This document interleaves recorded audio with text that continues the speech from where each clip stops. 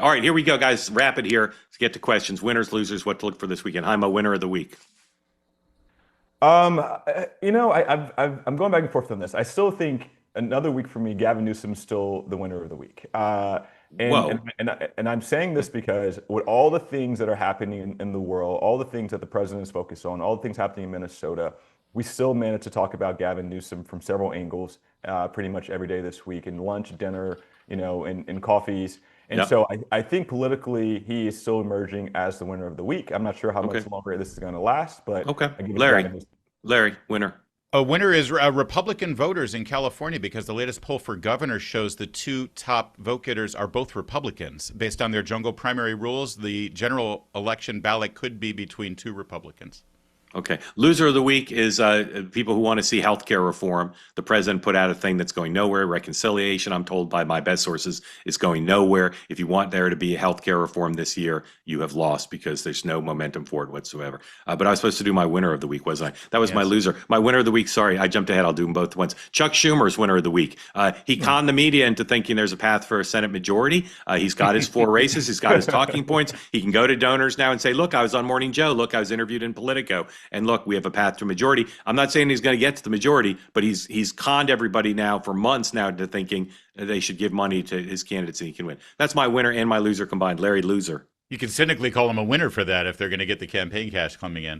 Yeah. The loser of the week are Canadians because they had to sit back one more time and see an American hockey team celebrated at the White House with the Stanley Cup. It's just Yeah. got to burn those Yeah. Canadians that I they agree. can't win the cup. I agree. I'm a loser of the week. Well, just so you know, Chuck Schumer hasn't been called a winner in quite some time. So I'm I sure know. There you we go. play this, Mark. So good Yeah. job. Look, I think the leader, it's the city of Minneapolis, not the entire state, but the city of Minneapolis, which has already been in sort of a fraught position pre-COVID, leading to COVID. The city, I've been there many, many times. I was just there a couple months ago. It never recovered from COVID.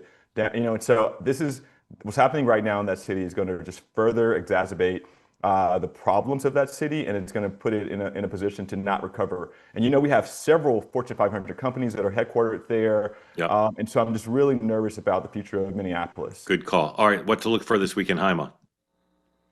Well, let's see what happens in Venezuela. If anything shifts there, I'm watching, keep an eye on the conversation around the oil and gas companies, and that seems to be heading in the direction I thought it would be. They're going to stall it down a little bit.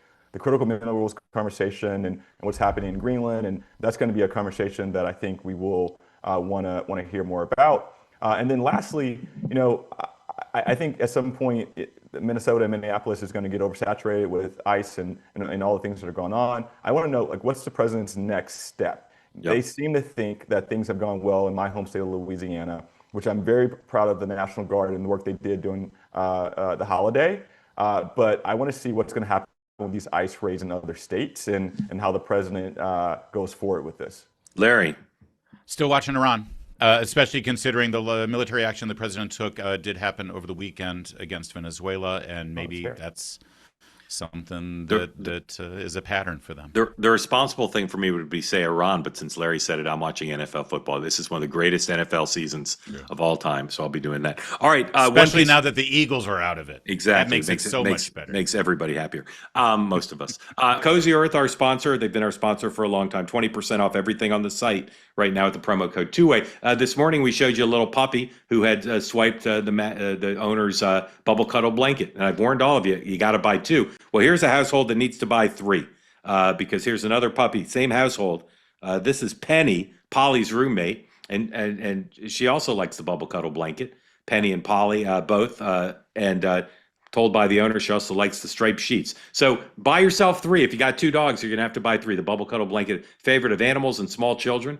Jessica, your 12-year-old would love this, I guarantee it. Very soft. Towel sheets, everything now, 20% off on cozyearth.com. Use the promo code Mark for 20, or two-way rather, for 20% off. Start the new year off right and give your home the luxury it deserves and make your home the best part of life. Head to cozyearth.com, promo code two-way. They say that something that's easy is like a walk in the park. Well, easier than a walk in the park, hit the subscribe button, be part of the two-way community, never miss an episode, be part of our conversations.